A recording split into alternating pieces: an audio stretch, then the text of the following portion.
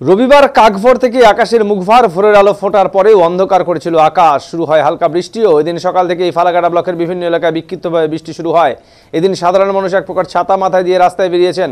স্বাভাবিকভাবে আবহাওয়ার এই ভুল বদলে অনেকটাই শীতের আমেজ ফিরে এসেছে ফালাকাটা সহ সংলগ্ন এলাকায়।